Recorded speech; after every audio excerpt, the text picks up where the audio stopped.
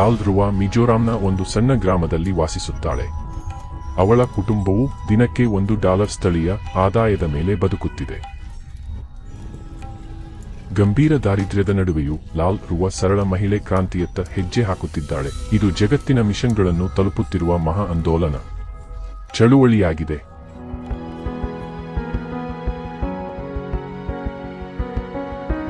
ಅವರ ಆಂದೋಲನ ಅಥವಾ ಚಳವಳಿಯ ಹೆಸರು ಬುಫೈ ಥಾಮ್, ಅಂದರೆ ಒಂದು ಮುಷ್ಟಿ ಅಕ್ಕಿ ಎಂದರ್ಥ. ಬುಫೈ ಥಾಮ್ ಎಂಬುದು ಒಂದು ಪದ್ಧತಿಯಾಗಿದೆ. ಇಲ್ಲಿ ಪ್ರತಿಯೊಬ್ಬ ಮಿಜೋ ಕುಟುಂಬವು ಪ್ರತಿ ಬಾರಿ ಊಟಕ್ಕೆ ಅಡುಗೆ ಮಾಡುವಾಗ ಒಂದು ಮುಷ್ಟಿ ಅಕ್ಕಿಯನ್ನು ಪ್ರತ್ಯೇಕವಾಗಿ ಇರಿಸುತ್ತಾರೆ ಮತ್ತು ನಂತರ ಅದನ್ನು ಸಂಗ್ರಹಿಸಿ ದೇವಾಲಯಕ್ಕೆ ಸಮರ್ಪಿಸುತ್ತಾರೆ. ಚರ್ಚ್ ಅದನ್ನು ಮಾರಾಟ ಮಾಡುತ್ತದೆ ಮತ್ತು ಆದಾಯವನ್ನು ಉಂಟುಮಾಡಿ ತಮ್ಮ ಚರ್ಚಿನ ಸೇವಾ ಕಾರ್ಯಗಳಿಗಾಗಿ ಬಳಸುತ್ತದೆ. ಅಕ್ಕಿ ಮಿಜೋರಾಂನ ಜನರ ಪ್ರಮುಖ ಆಹಾರವಾಗಿದೆ.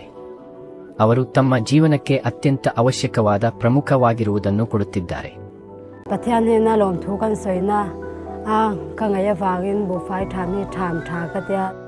ತಮ್ಮ ಜೀವನದ ಕಾಲದಲ್ಲಿ ಜನರು ಏನನ್ನು ನೀಡಿದ್ದಾರೆ?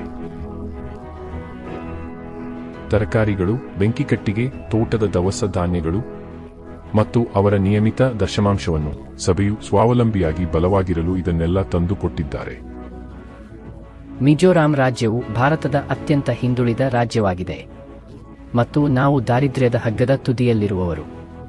ಆದರೆ ನಾವು ಇನ್ನೂ ಪ್ರಭುವಿನ ಸೇವೆಗೆ ನಿಧಿ ಸಂಗ್ರಹಿಸಲು ಸಾಧ್ಯವಾಗಿದೆ.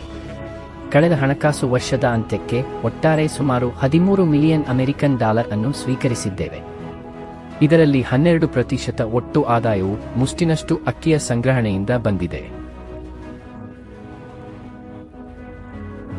ಭಾರತದಲ್ಲಿ 1800 ಮಿಷನರಿಗಳು ಮತ್ತು ಅನೇಕ ಮೇಲ್ವಿಚಾರಕರೊಂದಿಗೆ ಮಿಜೋರಾಂ ಚರ್ಚ್ ಅನ್ನು ವಿಶ್ವದಾದ್ಯಂತ ಮಿಷನರಿ ಚರ್ಚ್ ಎಂದು ಪರಿಚಯಿಸಲಾಗುತ್ತದೆ.